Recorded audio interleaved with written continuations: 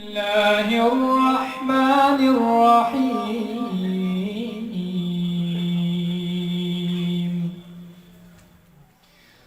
ولقد خلقنا الإنسان ونعلم ما توسوس به نفسه ونحن أقرب إليه من حبل الوريد إذ يتلقى المتلقيان عن اليمين وعن الشمال قعيد ما يلفظ من قول إلا لديه رقيب عتيد وجاءت سكرة الموت بالحق ذلك ما كنت منه تحيد ونفخ في الصور ذلك يوم الوعيد وجاءت كل نفس معها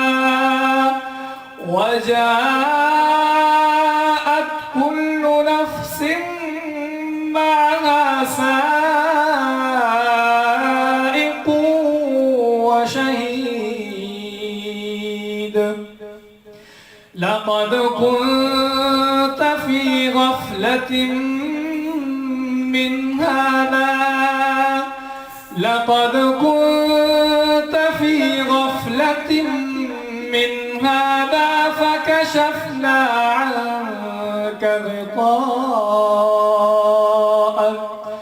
فكشفنا عنك غطاءك فبصرك اليوم حديد وقال قرينه هذا ما لدي عتيد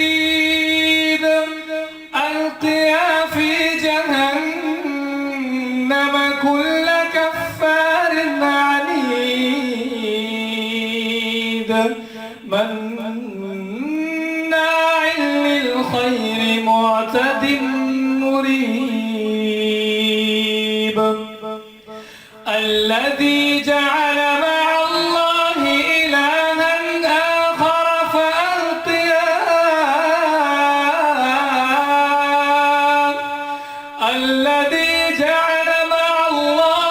إلها آخر فألقياه في العذاب الشديد قال قرينه ربنا ما أطغيته ولكن كان في ضلال بعيد قال لا تختصموا لدي وقد قدمت إليكم بالوعيد ما يبدل القول لدي وما أنا بظلام للعبيد يوم نقول لجهنم هل امتلأت وتقول